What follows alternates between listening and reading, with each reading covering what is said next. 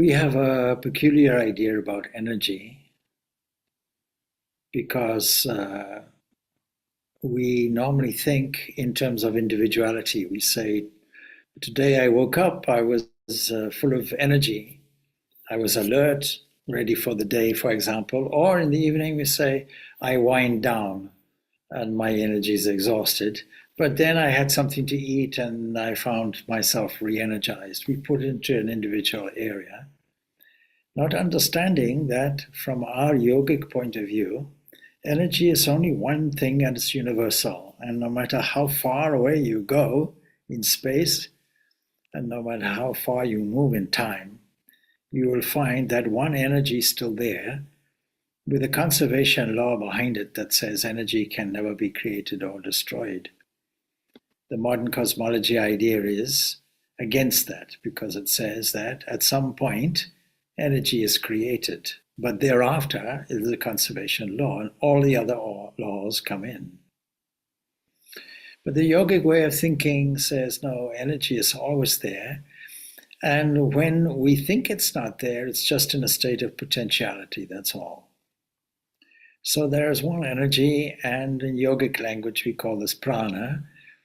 And in certain language to do with Shiva Shakti, we call this Shakti. We put it in the feminine bracket. And it so happens this autumn season is dedicated to this goddess Shakti that we find everywhere. And we just have to happen to tap into some of it, a kind of localized whirlpool of this energy. And so all our energy really is borrowed energy. And if we understand that, we won't find there's an addition or a subtraction of it, that is always constant. But our difficulty is that we think it's an exhaustible thing and that it's tied in with the physical body. And also sometimes we understand it can be to do with the mental frame of mind, that is, anxiety will make us tired. And stress will make us feel exhausted. And that has the effect of upsetting the canals, the channels for this localized energy that we call, these various, we can say it translates ultimately to the nervous system, but it comes to us in the form of all kinds of channels that we have. Three central channels are there, and mainly our difficulty, our disturbances are to do with two of the main ones, that is Ida and Pingala. Those who know yogic kind of physiology, if you will understand that most of our energy is distributed in this way. And even a thought is an energy just of a subtle variety. And it's kept alive by the conversion of food into energy, be it energy, neurological energy, muscular energy. So we have to revise our thinking a little bit and see that energy is everywhere. If we take the Chinese system, for example, of Feng Shui, we'll see that it's all to do with the flow of energy and efforts to avoid obstruction to this energetic flow. So when we look at other people, we find maybe they're okay and we're not okay in comparison. But you see, when we face problems, or when we're told about problems, we have to do one thing. We have to fill in the God factor, the divine factor. And from our cosmological point of view, energy in the whole universe is the divine manifest. We don't make a distinction between the universe, the world of moving and things that are born and live and die, that kind of universe. We don't make any distinction. We see it all as maybe the physicality of the universe, of the universal being that manifests. And we only manifest or observe this manifestation in a consciousness state, a state of waking consciousness. So when we fill in the divine factor instead, we bring about harmony in ourselves, and our picture changes sooner or later. So it's to do with your outlook. Now, of course, everybody can be content under certain circumstances. And if we come, for example, to the Japanese system of Shinto, my understanding about Shinto is that they are simply concerned with these universal forces, which they anthropomorphize as deities, gods. These are illuminating factors. These are the elements of the universe. And so naturally, people want a smooth life, and so they make offerings to those figures, thinking that these are representations of or manifestations of universal energies. Even during this period of time, and this period of time is dedicated to worshipping this great, great energy in feminine form, as feminine energy, dynamic, dedicated to the destruction of all the evil forces in the universe. What do we mean by evil forces? Those forces that disrupt harmony. So if our own mental field is not that harmonious because of various difficulties, so-called difficulties, then it is because naturally the one that combats them will be this tremendous feminine energy, this great, great goddess Shakti that comes in. And then our picture changes. Our whole harmony changes within us. And the whole picture, which says and uses the language of problem, difficulty, that changes. So we have to understand that physically, for example, the body is this divine temple. And that divine has woven it like that. So by aligning ourselves to the infinite, then everything happens for us and in our favor. This is what is behind prayer of a certain type.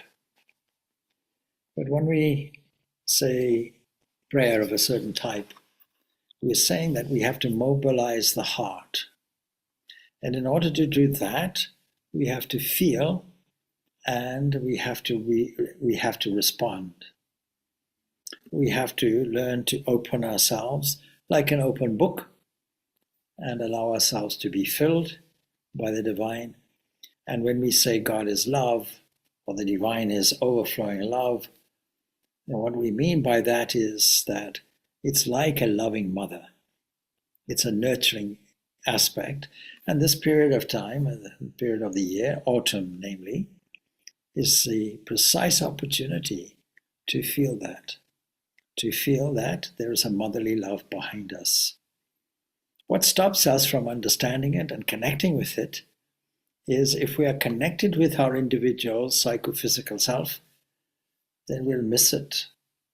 But if we take the position of a child, this was my talk last night, and open ourselves, then all we have to do is be nurtured.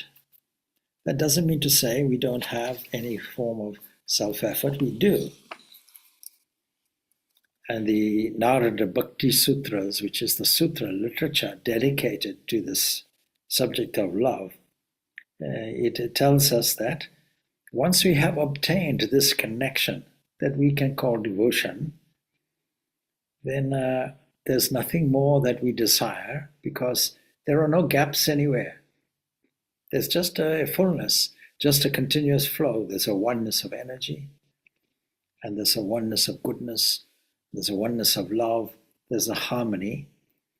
And if you read the story associated with the festivals currently going on, that is contained in this literature called the Chandi, we can see that we alone cannot fight all the forces within us, and we certainly cannot fight the forces around us. You know, we had a talk last night, and one of the participants afterwards said, yes, but the world is in a terrible mess, and went on about United States politics and so on and so forth. After sitting here listening a little bit, I said, okay, we have to stop that, halt that there. Why are you highlighting all the negative things and so-called difficulties in the world? And that we have to change our perspective and see it as a divine play out of our hands, and only the divine can save us. Now, this is the what's behind all the mythological stories that we have, for example, on the Indian continent, where the forces are out of control. They have taken over, evil forces, bad forces, negative forces, they have taken over the three worlds, is the common theme. And then this appeal on the part of the deities, oh, come on, please, come and save us. And the appeal is normally to one or the other of the aspects, the saving aspects. But who else can save us except divine energy that comes to our rescue? We can compare it, and I'm repeating from some of what I said last night. We can compare it to this great energy within a mother who will do everything they possibly can for the child, and turns ferocious like a lioness in order to protect her children. Now, if we look at just this one aspect of nature called this earth, we will see a great hurricane. You can see it from space even, that is threatening a place which many people think is a kind of tropical heaven, or anyway, a place of warmth with a kind of a tropical kind of climate with back swamps and alligators, and many people go on holiday to this place called Florida, the United States of America. And in this ideal place, the retirement home for many, they've had to flee or are about to.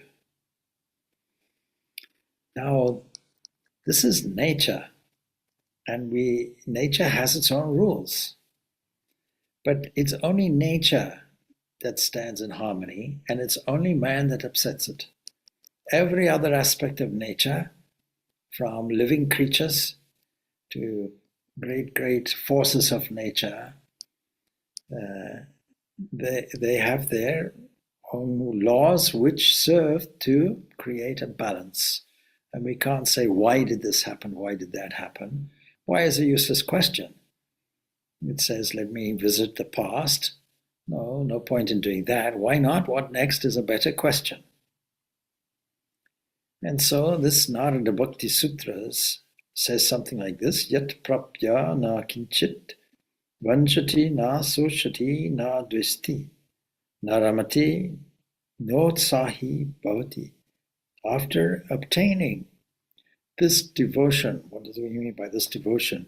This absolute faith, this absolute certainty, this absolute surrender to the will of the Divine Mother, then the devotee, the one who is connected, doesn't desire anything else, doesn't grieve, doesn't say what a pity, doesn't hate anything, doesn't enjoy anything else, doesn't feel encouraged to do anything else, is completely and totally complete.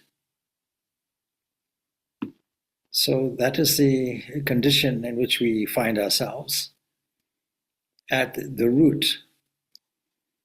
Now, one of the most difficult things that some people have to do is to let go. When you let go, when you surrender, you have any examples of that? Yes, if you're swimming or floating in water, it's much better just to position the body in such a way that the water itself is supporting you and the current is simply taking you. And you know that you are supported. And then there's another example of the child in the arms, or a helpless animal who has to be looked after. So there's a commentary we could make on this particular sutra here, that we have already seen that once the taste of this divine love, this connection, is acquired, there's nothing in comparison with it which the soul can desire to have, because it's the complete package. There's no other experience which any experience can add to it. And this joy is felt to be unbounded, unlimited. It can't be further added to or taken away from. It can't be augmented or decreased by anything. Now, so far, we're really making a commentary on a scriptural passage. But what about the practicality of it? What about when we're in the midst of the so-called world, which we have deemed reality? Our biggest mistake is that we've called it reality. We haven't distinguished between what is foundational, doesn't move, and is full of bliss and joy, with the thing that is disturbing everything. And this, of course, is our central problem. How to get out of this problem? Well, instead of attending to that, what's in the way, attend to what is already there, which is full and free, which is full of strength and beauty and goodness and love and harmony, and that is always with us, never abandons us. And so this is to do with love, mobilizing this aspect of love. And once we have attained the fullness, or at least a great deal of movement toward this fullness of love, the experiencer doesn't desire anything else because everything else seems extremely trivial in comparison. We don't find any kind of enthusiasm for any other type of activity. Does that mean then that we can't find that enthusiasm for work or what have you? No, because that is also full of the divine, using the divine limbs in divine activity, the divine expression of energy. That means we have to shift our whole understanding away from ourselves, because that is the difficulty, that's the problem. From this misunderstanding, misreading, misinterpretation of the world in front, we have a consequence to that, and that is centering all our mental energy on ourselves and falling into the trap of being concerned with our physical survival. It won't happen. We'll all go, the physical will go at some point, or in the mental field, and every idea and every feeling will come and go. So how to make it fixed? Fixed your mind on me, this is oft repeated in the Bhagavad Gita. So it's to do with our attention. And I think it is in the Brother Lawrence, this practicing of the divine presence. And it says, he says, I've abandoned all forms of spiritual practice, all forms of work. All I'm doing is the practice of attention. Once my attention is tuned in to this divine all around me, this divine presence all around me, that's all that's necessary. Being completely aware all the time of this divine presence. And that's something that we have to practice. Coming to the question of Shintoism, as I understand it, of course, the Shinto shrines will be very simple because it really is centered around no particular formal belief or philosophy or anything like that. But it's closely connected with the ancient Japanese value system and also the Japanese way of thinking and acting. And Buddhism comes in and adopts this tremendous simplicity. So we can say that there are three major types, and they are really to do with the existence of who we are, where we are, that there is an identity of religion that has a close relationship with the Japanese traditional structure of imperialism, starting off, of course, with the emperor. And the emperor is seen to be a divine entity, something that is reverenced. But it seems to me that it's very much to do with the foundation of anthology, religious foundation, how religion began, and so on and so forth, namely to do with a concern with ancestors, namely a concern with the forces of nature, mainly concerned with satisfying guardian deities, and to do with good harvests. Even now, there's a harvest ceremony in autumn where we are now. And so that creates two major festivals, as I understand, within Hinduism, which is to do with spring and to do with autumn. So there is an amount of ceremony, but as far as I'm aware, there is no book. It's the one exception. Swami Vivekananda, for example, in his lectures says that the surviving main religions which we have today have one thing in common: they all have a book. Well, Shintoism certainly is there, albeit overshadowed perhaps by Buddhism. But Buddhism has a book, certainly, many of them. But Shintoism does not seem to have something like a book. So it's more like a tradition. The point is that why we are interested in going to sacred places and in doing some kind of physical ritual is really for our own welfare, but also just to elevate the mind. Therefore, you make this temple simple but also beautiful. You position it in a significant place. And so all of these are designed to elevate the mind. Even a pilgrimage is meant to give us, supply us with a whole lot of mental photographs of things which are seen and remembered, so that when it comes to meditation, we can bring these up, we can recall these scenes and use them in our meditation. So they become useful for us. And one thing that we probably need to do is follow a model of simplicity. Simplicity and sacredness.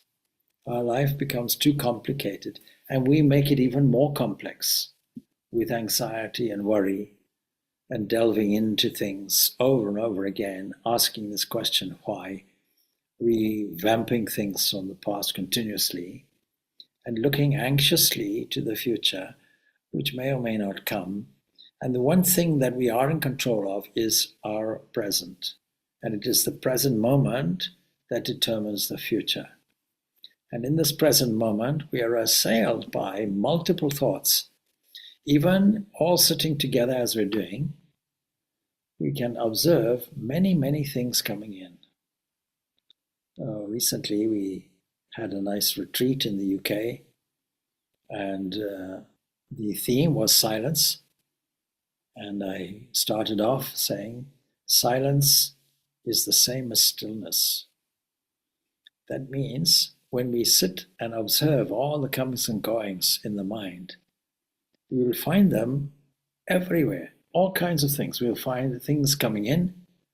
The secret is not to attend to these things. The secret is to allow these things to come in and allow them to leave, and fill the mind up then. Fill the mind up with divine love. Most people's love is love of themselves when it comes to it. Divine love is different. It's unconditional. It's adopting an approach of confidence, surrender, joy, being a recipient of a divine flow of grace, and being a respondent also, offering a reciprocal series of devotional words and thoughts. Most pieces of religious literature will have an arrangement whereby we can repeat many, many different aspects and names for this divinity. If we take the Samhitas of the Rig Veda and other Vedas, there are whole passages of praise for various aspects of these forces of nature that we see as manifested Brahman. If we again take the various litanies repeated in liturgical practices in Christianity, that we find the same, starting off with the word blessed. If we take this Chandi that I've mentioned, it is the glory of the Divine Mother. If we take the Bhagavad Gita, we'll see in various chapters from seventh chapter onwards, we'll find an assembly of divine glories. Now, God doesn't want to sit and listen and be told how great He is and so on. So it's for our benefit, not for God's benefit. And so when we repeat all these things, what are we doing? We're counting our blessings. And it should be a practice that we have every day, every moment, really, attuning into the glory of the self until we realize, actually, it's not that people are doing well, it's that I am surrounded by abundance, and I'm surrounded by all the tools necessary to overcome all the obstacles, just as in the mythological stories told in this book, the Chandi, that the mother goddess, you know the story, she's given all the great, great powers of all the deities. And so she holds symbolically in her iconography all the weapons, but these are weapons given to her. Given a lion, given a sword, given various weapons, even from Brahma, given a bhaya and rosary beads, a brook, the Vedas, etc. All of these are powerful things. And because of all of these energies, or aspects of energy, she's able to overcome the most difficult of all problems. The whole of the book is replete with graphic examples of these great, great martial difficulties that she has to state. But we have to take, in a sense, a martial attitude. More accurately, leave the martial energy to energy itself. And that means we have to have unwavering conviction, what we call faith, which says, you carry me, you defend me, you are my fortress, you are my protector, you are my source, you are my origin, you are my flow, you are my energy.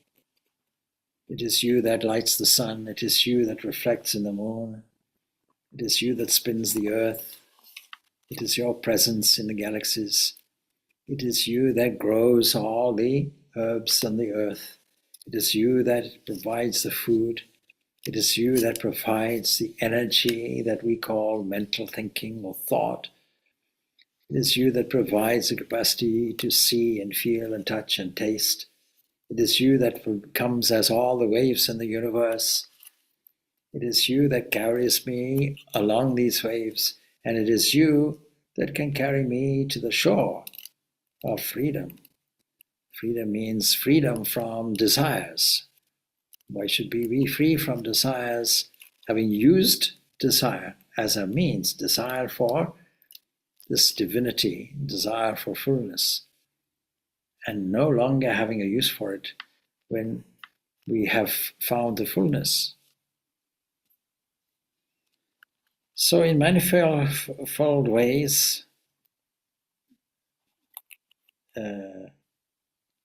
we see that this divinity lies within our heart. And it's not the heart, the physical heart, where all the arteries meet, like the spokes in the nave, but the mystical heart is there.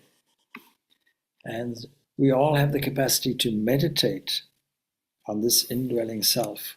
We can do it as Om, and we can do it as any combination that has been given with a tremendous potency by the Guru.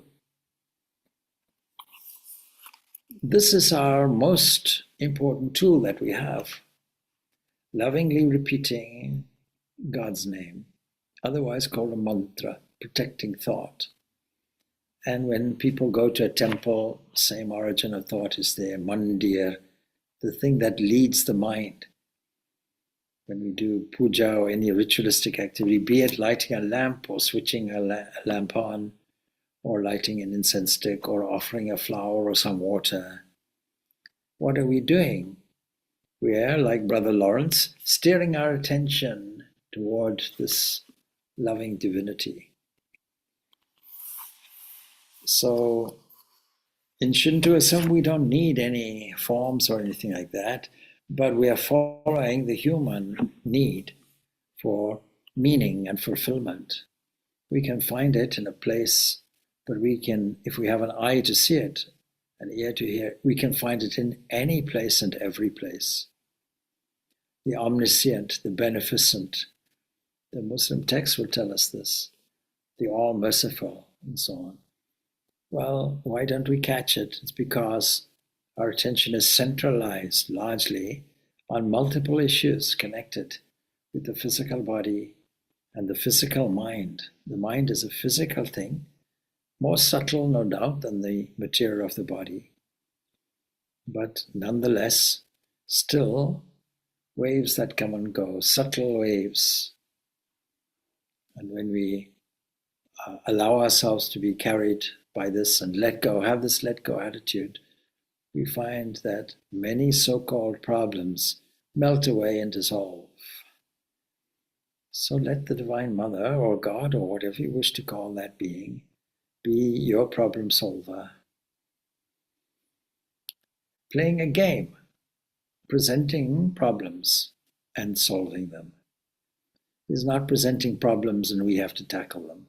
We do what we can, but the majority, the lion's share, is done by divine energy. So we have to be tuned to that in every aspect, in every way possible, and do what we can. Even in our homes, to make our space simpler, to make this energy flow. This is the Oriental idea that energy is one thing flowing, like a constant ocean flowing. And we have to facilitate its flow. And in the mental field, we do the same thing. We simply steer the flow toward higher things, things which are complete. No problems then. Obstacles that are easily overcome. Whatever range, you see, we tune into or see, like worry and fear and anxiety, those things will be supplied to us because we've invited them. And the current we don't tune into is also there. So we have to program ourselves to something positive. And it's a constant thing, no holiday for it. Constant practice of doing that. So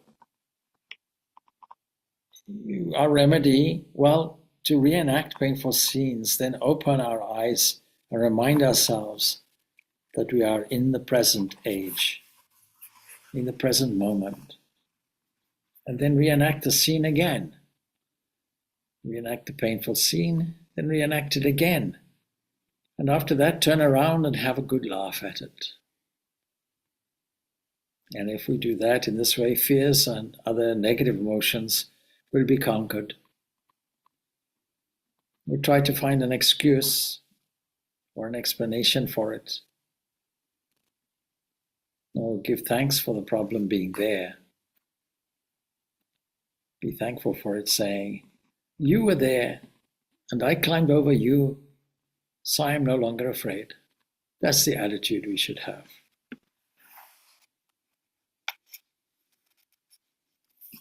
See, after reaching the point of saying, the kingdom of heaven is here, where I stand, then you can say, then what is there that I have to run away from or retreat from? It's actually unnecessary to retreat from anything. You have to attack the first suggestion that comes contrary to this. The first suggestion of fear we should put in, Lord, lead the way. You lead the way, please. I'll be one with thee. I'll not surrender to the negative forces. You have to magnify the vision of glory, light, and the august, omnipresent power. And where's that? It's there in you. You have it inside you. It's not from outside. When we start prayer life and so on, we have this image, you are outside here, I have to bring you in. I have to invite you into my living room. Please sit down, have a cup of tea, let's discuss this. No. This is entirely within you. In this season of Durga Puja, the Bodhan, as it's called, welcoming the goddess in this case, and putting that into a well-constructed image made from clay. From there on, that's a living divine entity, treated and worshipped in this way. But you see, after the whole thing is finished, you withdraw that. Mythologically, that deity goes back to the Himalayas or something. And the clay image is then deposited in the water and goes back to clay. So everything comes from within, even worshipping something that is supposedly external. It comes from within. You know, if you go into a church, and actually more than that, if you go into a Catholic church, you'll see a lamp there indicating there's a real divine presence right here, right now, just as there's a divine presence in you if you revalue this body as a church or a temple. And then, interesting, I never knew it before, I visited a synagogue some weeks ago on an interfaith tour, and I discovered there's a lamp there glowing. And I asked, is that a traditional thing in the synagogue? Oh, yes, we always have it. Why? It reminds us of the light leading us out of the land of slavery through the desert, leading us forward. In other words, the supreme, powerful, leading us forward. And we confidently follow with great faith, knowing all things will be well. And I thought, well, you know, that seems to have inspired the relative of Judaism, namely the Christians, to do the same, but to put it in the same thing. There's a living entity leading us forward, but always just present.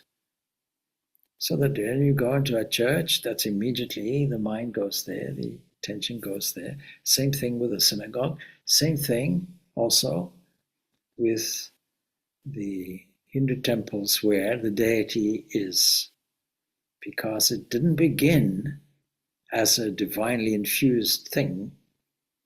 It had to be infused. And where was it infused from? From within. That's the consecration that takes place in an image. Now, when we sit for formal practice, we can take these aids and so on, and they may lead you back to this entity that is within. But you see, it is always there. It never leaves you. If it left you, you would not be able to see, you would not be able to breathe or think. Food will never be digested. So we are kept alive with the divine investment of energy for a purpose. And whatever problems, so-called, we may have, physical or emotional or whatever it is, these are all there, fortunately, as gifts for us, so that we can discover the ability to change that, to change our destiny, but to worship also that divinity that is within us and all around us. So I hope that has shed some light on some issues. If not, let me know, because this is question and answer. This is supposed to be a discussion, really, rather than a talk. We're trying to get back to what we originally had when we started this Area Vedanta Society in its previous incarnation. It was called Institute of United Cultures, and a small group of people meeting in various places, free to ask questions, to discuss, to contribute. And it's more difficult to do that on an online basis. And you'll see the quality of what I have to say is a little different when living people or live people are here. I'm not suggesting as a in contrast to dead people, but you'll see that there's this human interaction. Yes, very important. So I'm going to keep quiet then, so that you can respond either with more questions or with comments or contributions to that discussion. And maybe I didn't address your questions also adequately. So the two people that asked the questions, namely Jill and Orla, maybe you can give me feedback to see whether Yeah. this is. I just coming back to so that, and that was really nicely answered. Thank you. And it tied in, I suppose, nicely with Orla's answer or Orla's question as well. But I think Porrig asked a question last week about the idea of sitting in front of Sri Ramakrishna or in front of Inishtadevasha. And I think that question came from the idea that, he was he started to ask, or we started to discuss a lot the idea, was it necessary to sit in front of, a chosen ideal? And Yes. we sort of got into the idea of you're the key and it's the doorway, sort of that analogy. But it is interesting, I think, when you see the Japanese people, they seem to be in that calm that is in the shrines and in their beautiful. A lot of the gardens or a lot of the shrines are in beautifully kept gardens. That sense of calm and peace that's there seems to emanate out into their daily life. So it's exactly that. They sit with things a lot, and they're quiet a lot, and reflective on things, which allows them to speak. When you're considered, it brings this sense of respect. You're aware. Brings an awareness that you're part of something else, that you're not just one person. And I suppose it takes the I out of things a little bit, if that makes sense. Yes. So all of these techniques are preparations really for the internal journey. And because it's subtle, we need 1,000 tools. For example, somebody asked me in the UK, what about music? Because music has another person asked me, what about dance? You see, we don't have any rules about this. We simply are saying anything that suits you as an individual, that helps you be calm and pave the way for an internal journey. So many preparations are there, even going to a Shinto temple, where gardens are there, beautiful atmosphere is there, yes. We have to use our imagination, and sometimes we have to stimulate it with the external world.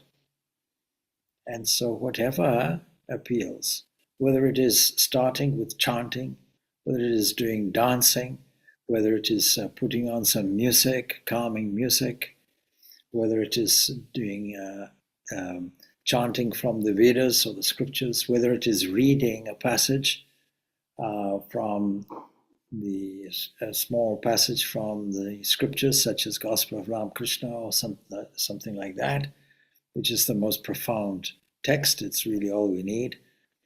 Or a passage from the Gospels, or whatever it is, or a profound saying, something that we can meditate on. And then all of these are tools. And this is why in the meditation workshop, I have 18 mood creators, because one of the most common difficulties that people have in steady, constant, regular meditation is, I'm not in the mood. Why are you not in the mood? First of all, because you have put all your worries and issues as priority, and actually settling the mind in this devotional way is the priority. It sets the day, it sets the tone, it gives you the food, if you like, food and drink that is necessary for your spiritual journey, and translates positively into your material world. And so 18 mood creators are there. But starting off from discernment in your waking life. The continuation of japa totally continuously with a depth of meaning. The dedicating all your actions to the divine. These are all mood creators, so that when you sit, you become spontaneous in the mood. Creating a holy space, whether it is a Shinto temple, or whether it is your shrine at the home, or whether it is a picture of your Ishtadevata that reminds you of the highest ideal, that you gaze on the face which is there and replicate it in your meditation. Whether it is music or chanting, whether it is reading a passage, whether it is lighting a lamp, whether it is offering a flower, doing a little ritual. All of these are preparations, which I call mood creators. There are 18 of them. You don't have to do all of them. You select the ones which suit you. And bear in mind, we're all constitutionally different, and we may require different approaches. This is the liberality that we require.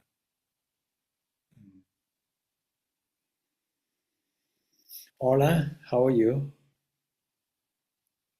I'm just in the flow of your sharing, Swami, and yes, it's definitely resonating. Thank you. Okay, all good, all good. Well, if there are no further questions, sometimes we can say too much. We may just leave it at that with the repetition, Om Shanti Shanti Shanti, peace, peace, peace beyond all. Thank you, Swamiji. That was brilliant. Thank you, Swamiji.